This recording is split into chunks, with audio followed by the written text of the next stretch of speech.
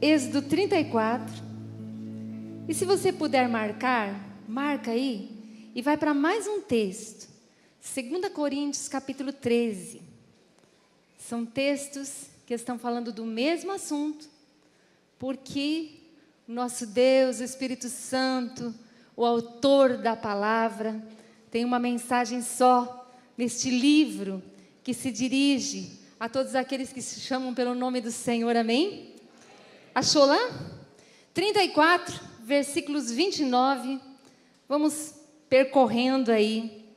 A partir do 29 diz: ao descer do monte Sinai, com as duas tábuas da aliança nas mãos, Moisés não sabia que o seu rosto resplandecia por ter conversado com o Senhor. Quando Arão e todos os israelitas viram Moisés com o rosto resplandecente, tiveram medo de aproximar-se dele. Versículo 33. Quando acabou de falar com eles, cobriu o rosto com um véu. Mas toda vez que entrava para estar na presença do Senhor e falar com ele, tirava o véu até sair. Sempre que saía e contava aos israelitas tudo o que lhe havia ordenado. E eles viam que o seu rosto resplandecia. Então, de novo, Moisés cobria o rosto com o véu, até entrar de novo para falar com o Senhor. Se nós apenas conhecêssemos esse texto, nós teríamos um fato. Nós poderíamos contar uma história. Moisés se encontrava com Deus, e quando ele voltou desse encontro, o seu rosto brilhava. Mas então, quando ele ia falar com o povo, ele cobria o rosto, até que ele voltava para o Senhor. Agora, lá em Coríntios, nós vamos ter um acréscimo. Vamos entender um pouquinho mais. 2 Coríntios, capítulo 3, versículo 13. Não somos como Moisés, que colocava um véu sobre a face, para que os israelitas não contemplassem o resplendor que se desvanecia. Você viu que tem um acréscimo aqui? Se a gente ficasse só com aquele texto, e eu durante muito tempo, eu lembro que na minha adolescência eu conhecia esse texto e eu dizia, uau, o rosto de Moisés brilha tanto que eu acho que está ofuscando os olhos do povo, então ele cobria, tamanha era a glória. E quando eu fui conhecer o Novo Testamento, falei, Moisés estava arrumando um disfarce. Moisés estava cobrindo o rosto, porque de alguma maneira ele não queria que o povo percebesse que a glória se desvanecia. Então, um pouco sobre isso que nós vamos falar, e Deus vai nos dar a graça de traduzirmos isso tão para a nossa realidade, tão para a nossa vida, tanto para a minha vida, para a sua vida, para a nossa igreja local, para a nossa igreja como um todo. O encontro com o Senhor, queridos, nós vimos o pastor Nini falando nesta manhã. O encontro com o Senhor faz brilhar o nosso rosto. Não é comum essa expressão de que aquele que se encontra com o Senhor, os seus olhos passam a ter um brilho diferente? A gente enxerga colorido. Um encontro com o Senhor de tal maneira abre os nossos olhos, que nós vemos o que nunca tínhamos nem pensado em ver. Tem uma canção muito antiga que a gente cantava lá no início da igreja. Foi um minuto só do teu olhar. Tudo em mim brilhou, tudo em mim mudou. Foi um minuto só, basta um instante do olhar do Senhor. Basta esse toque do Senhor que vem nos encontrar e os nossos olhos se abrem. E nós temos a nossa vida iluminada pelo Senhor, que coisa tão tremenda. Moisés experimentou essa presença de Deus face a face. No livro de Números, capítulo 12, no versículo 6 e 7, Moisés está dizendo que Deus está falando assim, olha, quando entre vós há um profeta do Senhor, a ele eu me revelo com visões, com sonhos eu falo com ele, mas com o meu servo Moisés, não é assim. Com o meu servo Moisés eu falo face a face. Uau! Que coisa tão tremenda essa experiência que Moisés teve. E experiências como essas, queridos, ou similares a essas, são experiências espirituais. Não são experiências destes olhos, desses ouvidos. Não são experiências que nós podemos repetir a hora que nós queremos, em nenhum laboratório do mundo. São experiências espirituais. E como tal, elas não são tangíveis, a gente não consegue explicar direito. E no início da minha conversão, eu quero ilustrar com vários testemunhos aqui, ou situações, essa palavra. No início, quando nós começamos a nos reunir, né, de uma garagem para outra garagem, de uma salinha, né, para uma garagem maior, era assim, ninguém sabia nada. O Senhor nos chamou e nós éramos literalmente como crianças, ouvindo o Senhor e dependendo dEle para cada momento. A gente nem sabia que se chamava culto, né? A gente dizia que a gente ia lá no grupo, o grupo ia se reunir. Nós íamos nos reunir para buscar a Deus. E naquela época, pasmem, os mais jovens, eu que tocava violão, viu? Vocês acreditam nisso? Eu tocava. E a gente cantava lá. E eu, então, tocava e cantava. E naquele dia, eu lembro que a gente foi para a cozinha daquela casa e conversamos. E eu pedi assim, quem que vai dar a palavra hoje? E aí um disse, eu não. O outro disse, não, eu também não tenho. O outro, eu também não tenho. E eu sempre fui assim, de toda a turma, bem esquentadinha, né? E eu dizia assim, esse negócio tem que acabar. Está na hora de alguém buscar Deus antes para saber que Deus vai querer falar com a gente. E saí e disse assim, eu estou indo lá e vou começar o louvor. E quando acabar, alguém se apresente. E eu saí assim, toda arrogante na frente dos outros. Mas diante de Deus eu disse, Deus, misericórdia. E aí eu comecei com aquela música, eu só confio no Senhor que não vai falhar. Pensa num coração cantando aquilo. Deus, eu só confio no Senhor que não vai falhar. E quando eu cantei, o grupo todo começou a cantar a primeira, segunda frase. Foi uma experiência única na minha vida. Deus me falou de maneira audível. E eu ouvi, prega sobre João 6. E eu estava cantando, e eu estava ministrando louvor, e Deus estava falando para eu pregar sobre João 6, e eu não teria tempo nem de abrir a Bíblia para saber o que tinha. E enquanto eu cantava, eu comecei a chorar na hora, eu olhei para o lado, porque foi desse lado aqui, e eu olhei para o lado, e eu vi que Deus tinha falado aquilo, senti no meu coração, testificou, e enquanto eu cantava e chorava e glorificava a Deus, porque Ele não falha, porque nós podemos confiar nele, eu fiquei pensando, bom, João 6 fala sobre o discurso sobre o pão da vida. E não pude pensar em mais nada, era isso que eu tinha conhecimento na época. E naquele dia, eu tive a compreensão da ceia. Nós éramos católicos, a Eucaristia lá, né? Que se faz. E naquele dia, pregando, eu tive a compreensão da ceia. Eu sou o pão vivo, aquele que desceu do céu. Como o Pai vive, eu vivo pelo Pai. Assim, aquele que de mim se alimenta, por mim vive.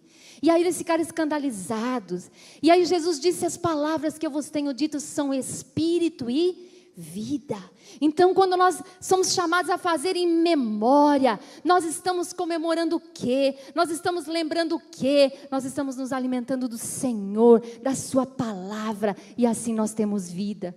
Que coisa tão tremenda, queridos, uma vez na vida, o Senhor, eu tive essa experiência. Outra, eu tive momentos ímpares com o Espírito Santo de outras maneiras. Como eu tive experiências assim, você também teve. Cada um de nós teve as suas experiências, mas essas experiências, elas têm algo em comum. Elas são experiências espirituais, elas não são tangíveis, elas não são palpáveis. E todas elas, tudo aquilo que é espiritual, quando nós nos deparamos com esse mundo do dia a dia, a glória se desvanece. E passam os dias e a gente diz, foi tão forte aquilo. Mas aí a gente começa a pensar, como que foi mesmo? O que Deus me disse mesmo? Você já teve a experiência de Deus, de repente, te tocar com alguma coisa e você não anota na hora e depois você, mas o que mesmo que eu tinha entendido? Eu tinha entendido uma coisa tão boa. Porque passa. As experiências espirituais, a glória dessas experiências se desvanece. E a gente fica perguntando, não, eu acho que eu me empolguei, acho que não é bem assim. E nós ficamos questionando ou até perguntando sobre isso. Isso é comum na Bíblia, isso é comum na história, isso é comum na minha vida, na sua vida. Os discípulos, foi mencionado aqui nesta manhã o milagre da multiplicação dos pães. E, gente, é um milagre. Tinha de 5 pães e 2 peixinhos, alimentou 5.000 e sobraram 12 cestos. Milagre comprovado, multidão alimentada e ainda a sobra maior do que a matéria-prima da qual foi multiplicado aí.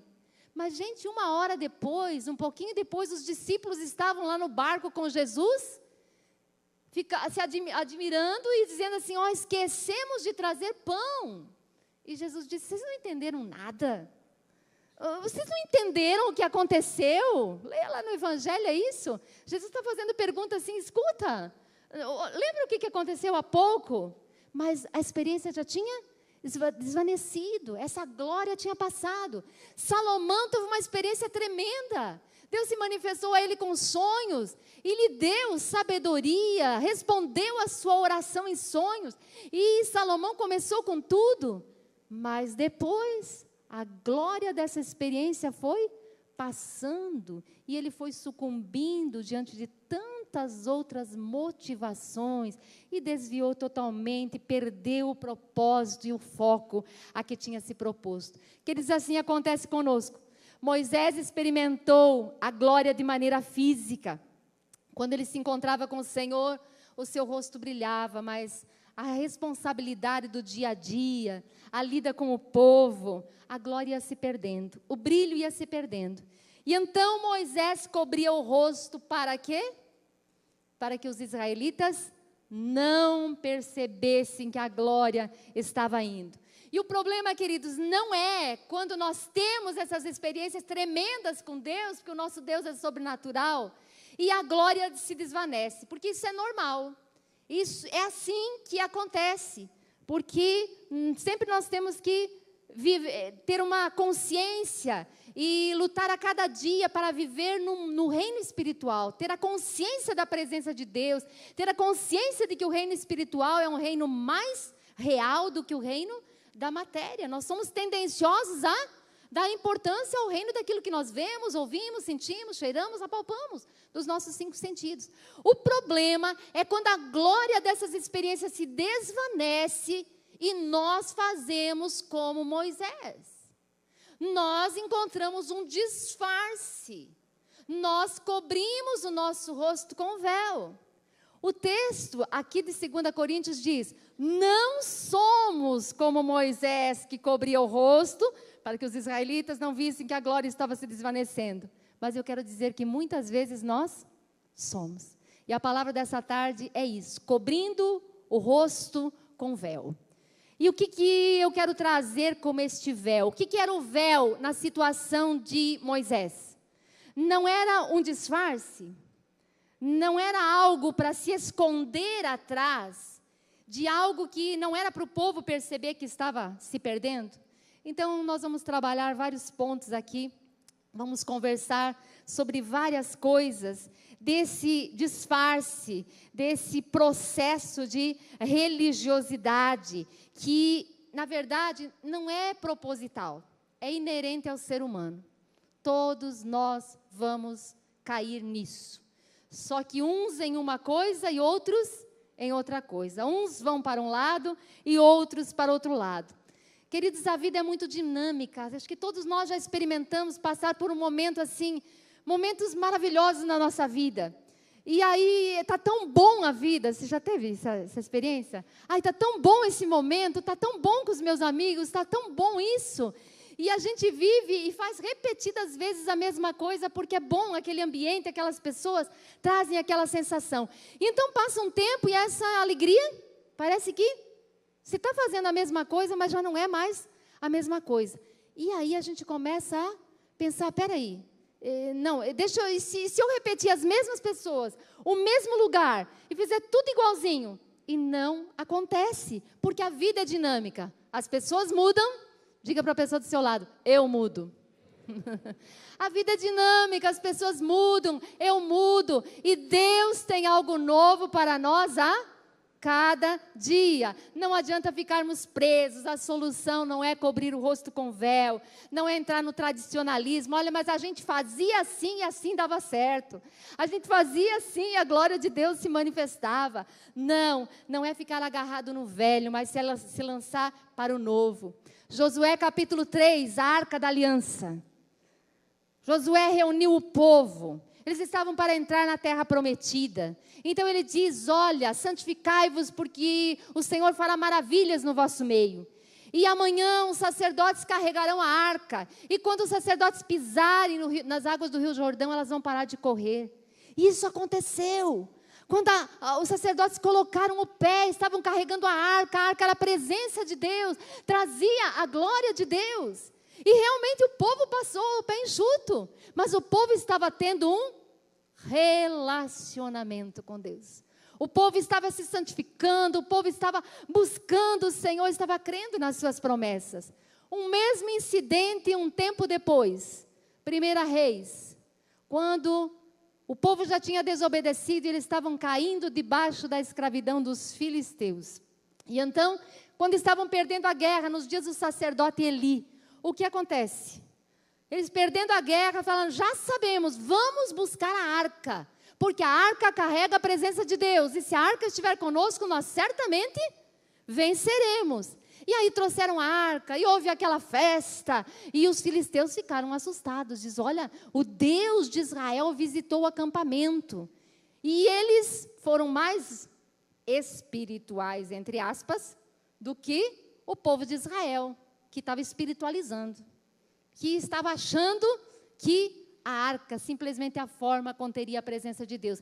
Levaram a arca, o que aconteceu? Perderam a guerra. A arca foi tomada. O sacerdote Eli morreu quando recebeu a notícia. A filha, a nora, que estava para dar à luz, deu à luz e morreu no parto. Mas antes de morrer, ela deu o nome ao filho. Icabode. Foi-se a glória. O que aconteceu? A arca não carregava a presença de Deus.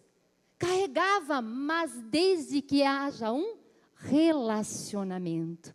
Deus, a arca, os símbolos não garantem a presença, as formas não garantem a presença, precisa de um relacionamento. Eles perderam a guerra, mas Deus foi poderoso lá no meio dos filisteus. Estão lembrados disso? Quando eles levaram a arca lá no templo de Dagon, na manhã seguinte, a estátua de Dagon quebrada. Colocaram o Dagon lá de novo. E no outro dia, a estátua de Dagon, além de estar no chão, ela estava prostrada diante da arca. Deus se manifestou glorioso lá no outro povo. Por quê? Porque Deus é Deus, Ele é poderoso sempre. Amém? Fariseus. Quando você lê os evangelhos, os fariseus não são quase que um símbolo de religiosidade, de legalismo, de um povo fechado? Mas não começaram assim. Como eles começaram, como eles era um avivamento, eles estavam guardando a palavra no meio da grande dificuldade, mas eles se fecharam num processo de religiosidade, se tornaram tão cegos, a ponto de, por causa da palavra, eles deixaram de ver a glória do unigênito de Deus, quando ele veio a essa terra. Foram cegados, e assim os processos religiosos nos cegam. Vou bater em algumas coisas que já foram faladas, com alguns exemplos diferentes. E a nossa oração de toda a liderança é que a gente possa se examinar profundamente, não sendo superficial. Mas aqui, nesse primeiro véu que nós cobrimos o rosto, e que o pastor Tiago falou, a racionalização. A racionalização, quando nós nos tornamos céticos em relação ao sobrenatural. Deixa eu falar de 3 grupos de risco para esse problema aqui. Não sei se você se enquadra em algum deles. Mas você deveria terminar a palavra dizendo, olha, esse é o meu dialeto da religiosidade. Eu falo o dialeto da racionalização. Esse é o meu perigo, essa é a minha tendência. Tá? Depois você vai se encaixando nos outros. Então, a racionalização, quando se torna cético em relação à operação do Espírito Santo. Os grupos de risco, gente, são aqueles que nunca experimentaram um mover, se converteram, foram cheios do Espírito Santo, mas não experimentaram realmente um avivamento no sentido de presença manifesta do Espírito Santo ou dos dons. Nunca experimentou. Então, se torna cético em relação a isso. Segundo grupo é quando eram crianças. Quando experimentaram esse mover, mas como crianças, os seus pais provaram. E eles cresceram ouvindo os pais contarem, mas eles mesmos nunca tiveram a experiência. Terceiro grupo de risco, e talvez o de maior número no nosso meio. Pessoas que estiveram envolvidas em momentos assim, mas por causa de exageros, por causa de espiritualização, por causa da falsificação, por causa de muitos véus que nós vamos falar, foram escandalizados, foram vacinados, e então se tornaram céticos em relação ao sobrenatural, e têm grande dificuldade de acreditar nisso. E eu vou voltar para os fariseus. Jesus fez um milagre tremendo, mas era sábado naquele dia, e eles, apesar de ver o sobrenatural de Deus, os seus olhos foram cegados para isso. E eles, por causa disso, eles se reuniram para matar Jesus. Jesus tinha feito um milagre, o sobrenatural de Deus, o reino de Deus estava se manifestando. Mas eles estavam tentando matar Jesus, dizendo assim, isso não é bíblico. Conhece esse discurso hoje em dia? Isso não está na Bíblia. Isso aqui não é bíblico. Isso aqui não passa. Queridos, não vamos nos esquecer que tantas coisas estavam na Bíblia, mas a palavra estava encoberta aos seus olhos. O dialeto da racionalização dentro desse processo religioso, esse véu que encobre os nossos olhos, nos torna cegos e nós não conseguimos enxergar até aquilo que está na Bíblia. E isso é um grande mal, porque tudo se torna uma situação de causa e efeito. A vida espiritual, ela sai do âmbito do poder de Deus e cai simplesmente na naturalidade da causa e efeito. E nós não podemos permitir que isso aconteça, porque o nosso Deus é sobrenatural, mesmo ontem, hoje e será para sempre. O medo do falso mover não pode nos impedir de desejar o verdadeiro mover. Não é porque existe o falso que nós vamos nos fechar ao verdadeiro. Precisamos ter um coração aberto, porque Deus não fica dentro das nossas caixinhas. O vento sopra onde quer, e nós podemos acrescentar que Ele sopra como quer, porque Deus é Deus. Não vai faltar estranheza nesse meio, porque Deus é um só Deus, mas nós somos muitos. E cada um de nós tem uma personalidade, tem uma maneira de reagir diante das situações, temos a nossa maneira de falar, e Deus vai se manifestar de acordo com cada um é. Amém, queridos? Um segundo véu aqui, uma imitação das formas. A pessoa, um pouquinho do que eu falei primeiro, quantos moveres proféticos na história, quantos moveres proféticos na nossa história. Queridos, a nossa igreja já aprovou. Eu estava olhando aqui, tentando lembrar, para ver se eu não ia ser exagerada, mas eu consegui lembrar em cada um desses pontos aqui, nós já provamos a manifestação do Espírito Santo em todos os dons alistados lá em 1 Coríntios. Nós já vimos Deus se manifestando através da palavra de sabedoria, palavra do conhecimento, profecia, fé, dons de maravilhas, dons de curar, discernimento de espírito, línguas, interpretação de línguas. Que coisa tremenda! Que coisa maravilhosa isso! No entanto, isso é um presente de Deus. Mas o que aconteceu, se nós formos olhar na história, em todos os pós-avivamentos? Não sei se você tem conhecimento, mas quase todos os pós-avivamentos foram mal falados. Quase todos os avivamentos terminaram ou foram diminuídos no seu tempo, porque as pessoas cobriram o rosto com o véu. Quando a glória se manifesta, mas ela vem e ela passa e ela se desvanece, não é algo permanente, a pessoa ela dá força para as formas e ela começa a cair na imitação, há um enfraquecimento por causa da imitação.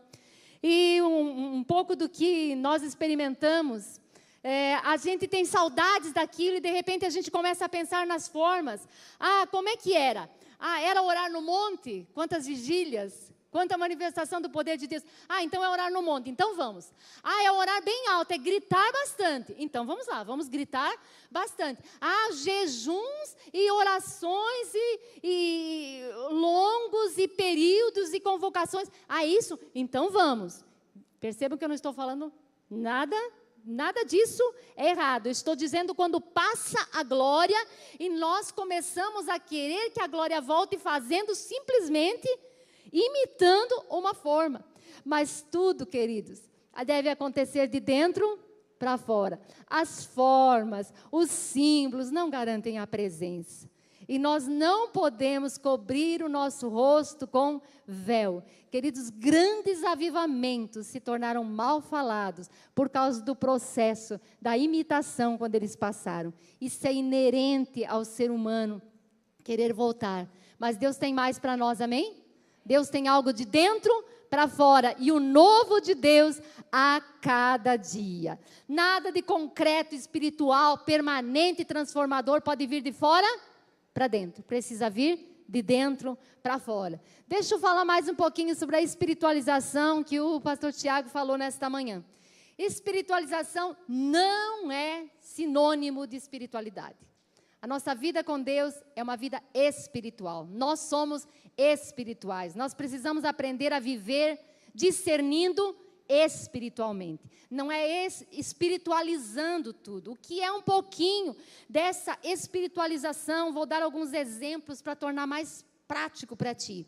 Nós sabemos que está escrito que aquele que confessar, a palavra está perto de mim, na minha boca e no meu coração, e esta é a palavra da fé que eu prego. Se com a minha boca, eu vou mudar aqui a conjugação, se com a tua boca confessares a Jesus como Senhor e em teu coração creres que Deus o ressuscitou dentre os mortos, serás salvo.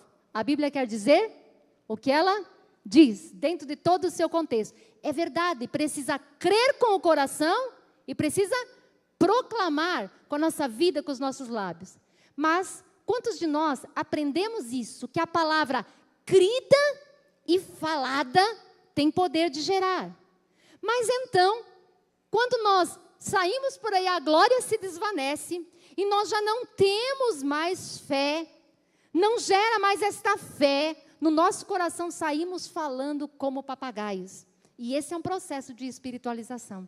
É disso que a espiritualização está lidando num dos seus pontos. Do mesmo jeito que a gente sabe que uma mera confissão, fala que Jesus é o teu Senhor, fala que você crê que Ele ressuscitou, uma mera confissão. Não tem o poder, não tem a mágica, não tem aquela unção de Deus para transformar um pecador em um salvo. Não tem. Do mesmo jeito que nós sabemos que quando crê, tem. Lá em Hebreus concorda com isso. Quando diz assim, mantenha firme a confissão da sua fé. Confissão da fé. Em outra passagem diz assim, eu criei, por isso eu falei. Primeiro vem a fé, depois vem a confissão. A fé não acontece sem antes meditarmos na palavra. A palavra vai gerar fé. O Espírito Santo vai dar vida àquilo. Então, quando nós falarmos com fé, é essa palavra que dá resultado. O processo de espiritualização, o que é? Quando a pessoa passa essa glória e ela começa a repetir como um papagaio. Ela começa a repetir as coisas. Aí, no início, eu lembro que quando, em algum momento da vida, a gente se saudava, literalmente, todo mundo com a paz do Senhor. E Jesus ensinou sobre isso. Quando você entrar numa casa, fala, paz seja esta casa. E a gente falava isso, desejando de todo o coração. Mas depois, tinha momentos que a gente nem estava pensando na paz. E daí a gente chegava e dizia, paz do Senhor. Paz do Senhor. Paz do Senhor. O que virou? Papagaio. O que virou? Religiosidade. O sangue de Jesus tem poder. Quem de nós já não teve momentos na nossa casa, na nossa vida, na nossa família, no carro, no trânsito, que a gente gritou, o sangue de Jesus tem poder? Porque Ele tem poder. E a palavra crida e confessada, ela tem poder. É Deus operando. Mas aí a gente começa, sangue de Jesus tem poder. Sangue de Jesus tem poder. Vira crentez. Vira religioso. Vira um escândalo. Vira um povo esquisito. É como a oração do meio-dia. Tem que orar de meio-dia? Eu gosto de oração de criança.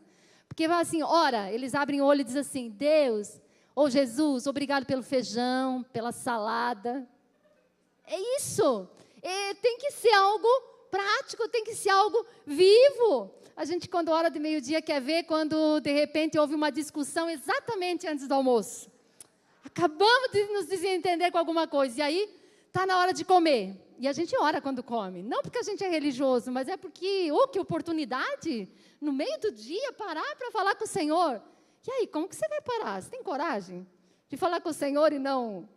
E a gente, cada oração que sai lá em casa, que se vocês vissem, termina só em risada, né?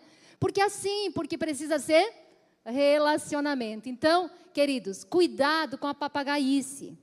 Cuidado com ficar falando, cobrindo o rosto com véu, para dizer assim que a gente é de Deus, que a gente é espiritual, fica falando uma linguagem o tempo todo, misericórdia, misericórdia. Ou não sei o que, virou chavão. Até quem não é nada de Deus, tá? É tanto crente falando, que até quem não é crente está falando. Então, essa linguagem crenteza aí, vamos deixar, é um véu que está simplesmente cobrindo os nossos olhos. Testemunho de milagres. Quanto milagre Deus faz, gente? Nós cremos, nós já testemunhamos. No entanto, às vezes, quando alguém conta um milagre, a gente fica pensando, deixa eu ver. Porque as pessoas começam a dizer, colocar Deus em tudo que é situação. Deus fez isso, Deus fez aquilo outro. Gente, tudo vem de Deus, certo? Tudo vem de Deus. Mas a minha comunicar é falar alguma coisa que o outro entenda o que eu estou dizendo. Se eu posso dizer que Deus me abençoou e me deu uma família, óbvio. Eu posso dizer que Deus me deu uma casa, que Deus me deu um carro, que Deus me deu isso, que Deus me deu aquilo. Através do trabalho, através de tantas coisas. Agora, quando a gente fala de alguma coisa de Deus que o outro vai entender, peraí, como assim? Tudo a pessoa fala que ou foi Deus ou foi o diabo. A espiritualização lida com os dois lados, tá? E eu vou dar um exemplo aqui que aconteceu semana passada. Ultimamente tem dado muito raio, né? Não sei aqui para vocês, não sei lá para o sul, para as outras regiões, lá para Sinop, regiões, mas aqui na nossa região tem dado muito. E a minha televisão queimou. E eu estava lá em casa e tinha mais uma pessoa comigo. Mas a minha televisão era bem velhinha. E já fazia tempo que eu estava pensando, que legal se eu tivesse uma televisão nova. Eu quero uma bem grandona, né? E quero uma bem fininha, porque a minha era bem largona, né? E aí, veja bem, deu aquele estralo e nós vimos aquele fogo lá na sala e, de repente, saímos. Eu fui lá no escritório para ver se tinha queimado os aparelhos que mais me interessavam. Estava tudo em dia lá. Voltei, a televisão ligou, nadinha. O home liguei certinho. A TV queimada, o home funcionando. Fui lá para a cozinha, os fornos, tudo que tinha lá, tudo bonitinho. Só queimou a televisão. Então, a espiritualização faz assim. Depois você escolhe aquela que melhor te convier. Porque a espiritualização escolhe o que mais convém. Então, eu poderia dizer assim, olha, eu queria tanto uma televisão nova, e aí deu um raio, e acredita que só queimou a televisão? É bem de Deus. Olha, bem de Deus. E aí eu falei para o Marcos, no dia seguinte ele comprou a televisão que eu queria. Olha, bem de Deus. Deus me deu uma televisão nova. Ou eu posso contar do outro lado. Posso dizer, olha, deu tanto raio lá. Eu tinha uma televisão velha, eu queria trocar de televisão, mas não era o nosso plano fazer isso agora. A gente não era uma prioridade. Então, eu não queria gastar esse dinheiro agora. Mas queimou a televisão e você acredita que só queimou a televisão? Bem do diabo mesmo. Mas bem do diabo. E aí a gente teve que comprar outra televisão. Eu estou com uma televisão nova, estou feliz. Mas olha só que coisa do diabo. Vocês perceberam? A espiritualização joga para o lado que interessa mais. A espiritualização, assim, Deus me disse. E daí Deus me deu uma direção. É bem de Deus. Aí o outro fala, né? Eles, confirmação. Confirmou exatamente isso. Era isso que eu pensava, né? Bem assim mesmo, confirmação. Aí passam os dias, a coisa não era bem assim. E daí o que a pessoa diz? Ela já disse que Deus disse. Quem tem mais autoridade do que Deus? Ninguém. Então o que ela tem que fazer? Ela tem que dizer que Deus disse outra coisa. E diz, olha, Deus, não, era isso, mas agora Deus me disse que é isso. Agora, como assim? Como assim? Uma hora Deus diz aqui, uma hora Deus diz lá. Deus dá direção, gente. Amém? Vocês estão comigo? Deus dá direção, Deus fala, Deus faz. Ah, claro! Mas nós não precisamos ficar falando tudo como se fosse Deus ou tudo como se fosse diabo, quando a gente nem tem discernimento se é de Deus ou é do diabo.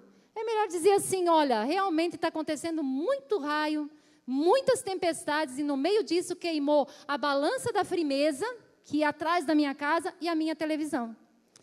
Queimou. Processo natural da vida. Ah, mas e o diabo não pode fazer queimar os aparelhos? Pode, pode mesmo. No caso de Jó, era tudo do diabo. Você concorda? Está na sua Bíblia? Aquele é tempestade, é filho, é morte, é tragédia, é mulher rixosa. Até a mulher rixosa pode ser do diabo, tá? Então, você pode, eventualmente, expulsar, tá? Eventualmente, você pode expulsar.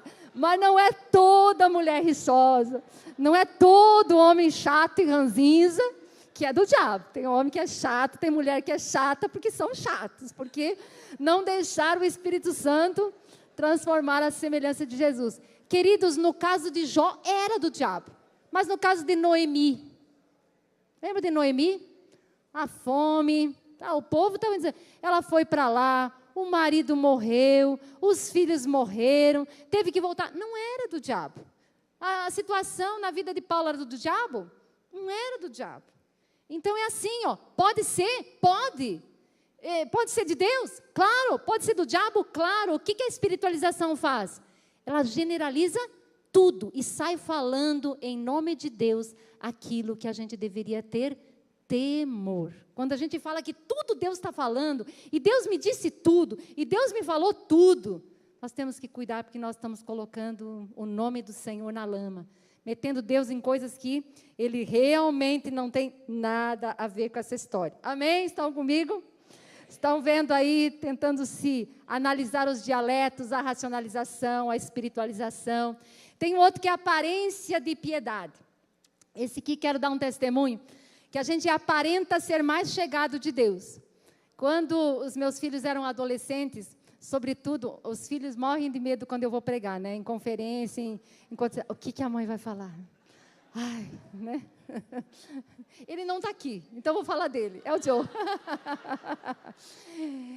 Ele era um adolescente, nós tínhamos ido para Marechal, e quando ele chegou em casa, Deus tinha me dito algumas coisas a respeito dele. Na minha oração, no momento, não é no momento que eu estava lá na oração, mas eu sei, eu percebi, eu discerni, e eu cheguei para ele, não dizendo que Deus tinha me dito, eu cheguei primeiro dizendo, filho, assim, assim, assado. Não eram coisas sérias, era até coisa bem de criança, assim. Isso. Ele falou, como que você sabe? Aí eu falei, Deus me falou, porque daí como ele confirmou, aí eu falei, porque eu sabia que tinha sido. E aí, o que aconteceu? Ele ficou pisando leve. Porque a impressão que ele tinha é que Deus me contava tudo. E aí, aquele momento foi um momento de glória. Porque, uau, né? Deus me falou mesmo, que coisa tão tremenda, direcionar a vida, ouvir o Senhor, é sempre uma experiência maravilhosa. E eu poderia, e fui tentada a colocar esse véu. Mesmo a glória passando, chegar toda hora dizendo coisas que estariam na Bíblia, coisas que eu estaria desconfiada, e dizer, Deus me disse. Eu não caí nessa tentação com ele naquela hora, mas não estou me colocando melhor nem pior do que ninguém. A gente não cai numa coisa, mas cai em outra. Assim, gente, tantas pessoas que são usadas por Deus, com dom de profecia, com palavra de conhecimento, com palavra de revelação, a glória mesmo, o Espírito Santo se manifesta, mas aí todo mundo olha para aquela pessoa com uma expectativa de que Deus vá falar por meio dela, certo? Porque já cria-se uma expectativa. Lembro que conversando sobre isso, alguns, da nossa geração diziam assim, eu tinha medo de passar perto da pastora Sueli. Eu tinha até medo de chegar muito perto, porque Deus falava tanta coisa para ela, e eles, daquela ideia de que... Então, é assim, quantas vezes, gente, a pessoa que é usada pelo Senhor vai cobrir o rosto com véu. E então alguém vem para uma oração, alguém vem para uma palavra, e ela se sente... Precisa da glória, mas a glória não está naquela hora. Precisa de uma palavra de Deus, porque todo mundo está esperando que ela dê uma palavra. E então são as famosas profetadas, são as famosas palavras que nunca vieram do Senhor, são palavras de acusação, são palavras que não têm muitas vezes nem sequer respaldo bíblico. Viram como a religiosidade cai em tantos dialetos? Falei que se a gente assim se sente, esse eu não tenho. De repente o outro, não é que a gente tenha. Eu não estou falando de mim e de você, mas eu estou falando de mim e de você. Amém? Não estamos falando de ninguém, mas estamos falando de todos, porque isso acontece para todo mundo. Um outro ponto aqui que eu quero falar é substituir o relacionamento por gestão. Pastor Nini já falou sobre isso, então vou me ater exatamente só aos detalhes. Ananias e Safira, todo mundo conhece a história? Eles entraram para a comunidade, Barnabé tinha dado um campo vendido e todo mundo estava, uau, você soube o que o Barnabé fez? Isso quer ser cristão, vendeu tudo, trouxe tudo aqui. Uau! Por quê? Porque vendo as obras, as pessoas glorificam a Deus. Quando alguém tem uma vida de entrega, de consagração, a gente diz, que obra Deus fez. Os irmãos de Sinop andam compartilhando, um irmão que se converteu, chegou para o pastor e disse assim, olha, eu sou pedreiro, e eu quero ajudar com o meu dom. Então, quem precisar na igreja, pastor, nos meus finais de semana, eu quero emprestar horas do meu final de semana, que eu quero servir o Senhor e os irmãos com o meu dom. Que coisa linda, a gente glorifica a Deus por causa disso. Mas Ananias e Safira já começaram a ter uma gestão de como que eles seriam melhor aceitos na comunidade. Então, eles venderam o campo, mas omitiram parte do valor e chegaram. O que Pedro falou? Vocês mentiram ao Espírito Santo. O que era? O véu estava aí. É um disfarce. É algo que nós não queremos que os outros vejam. E então, Deus ficou em segundo plano. Eles passaram a administrar como eles seriam bem aceitos. O dízimo. Começa a administrar a relação. E a pessoa diz assim, qual é o mínimo que eu posso fazer? Porque, sabe, tem uma história aí que dízimo é do Antigo Testamento, é da lei. E hoje não tem mais esse negócio. E então, a pessoa não está tentando dar mais, dar menos. O relacionamento já não é mais com Deus. Ela está já pensando como que ela pode fazer para dar o menos possível e ainda ficar de bem com Deus. Ela começa a fazer conta, começa a administrar isso. A pessoa não entregou por completo. É um relacionamento com Deus. Quando nós começamos a fazer contabilidade, queridos, não é entrega. A proposta do Antigo Testamento era 10%. Qual é a proposta do Novo Testamento? Tenha coragem de dizer. Qual é a proposta do Novo Testamento? Vou falar de novo. Qual é a proposta do Novo Testamento? Tudo. Nós não nos pertencemos. Por que ele é digno? Porque tudo vem dele. É por ele. Para ele, nele, nós somos, existimos e nos movemos. Então, o que é isso? Mas eu dou o meu dízimo desde que eu me converti. Meu Deus, você ainda está no dízimo? Desde que você se converteu e você só continua no dízimo? Você só continua com 10%? Como você desenvolve o teu relacionamento com o teu cônjuge? O quanto você se entrega ao seu cônjuge hoje? Se você é mais ou menos do que antes, se você vai dizer assim, mais ou menos a mesma coisa, eu vou dizer, essa relação está sofrível, no mínimo. Se você não progrediu nada, está sofrível. Muito menos do que no início. Você só não descobriu, mas teu casamento já quase foi. Não, hoje eu me dou muito mais, hoje meu amor é um amor forte. Então você construiu um relacionamento. Amém, queridos? Não é mais regra. A pessoa fica medindo, ela vai medindo esse relacionamento. Por isso que Jesus diz assim, vocês dão o dízimo do cominho, do ento, da hortelã, das coisas pequenas, mas desprezam o mandamento. O que Deus está dizendo? Vocês estão fazendo as coisas, mas vocês estão desprezando o relacionamento. Cuidado com a gestão de relacionamento. Quantas horas eu orei? Eu já fiz meu TSD. Meu Deus, meu discipulador vai me cobrar. Gestão de relacionamento, como já foi falado. Último ponto que eu quero falar para terminar. Quando nós colocamos um véu terrível, temos vivido muito isso nos nossos dias. A igreja passa a ser julgadora e olhar os outros com estranheza. Aquilo que não se encaixa na nossa caixinha, nós olhamos com estranheza. Nós começamos a julgar. Vocês concordam que os crentes, de maneira geral, são muito julgadores? Muito julgadores. Estão prontos a começar em mim, Senhor. Isso tem me confrontado há tanto tempo já. Tantos anos a gente tem visto sobre isso e eu ainda preciso ouvir mais, e preciso ouvir mais, e preciso ouvir mais a respeito disso. Então, o processo religioso nos faz olhar os outros com estranheza, porque coloca regras num clube. E as regras é assim, ó, pode, não pode, permitido, proibido. Pode até ficar bem para um clube, mas não para a igreja. Porque a igreja é uma comunidade de pessoas que sabem que não merecem nada, que sabem que são pecadores, que sabem que carecem, que precisam da graça de Deus e não conseguem olhar os outros com estranheza, porque o outro tem um pecado, eu tenho um, o outro tem outro, e diante de Deus, Deus encerrou a todos debaixo do pecado, para usar com todos de misericórdia. Quem pode bater no peito e dizer que é melhor? Então, nós ficamos confinados a esse tipo de situação. Os primeiros cristãos, um só coração e uma só alma. A igreja deveria ser aquela que entende. Apenas, queridos, quem é pecador pode pertencer ao time de Jesus. Apenas quem reconhece. Quem não reconhece que é pecador, não pode nem pertencer ao time de Jesus. Quem se acha santo, ainda está cego e perdido nos seus pecados. E então nós tratamos as coisas no pode e não pode.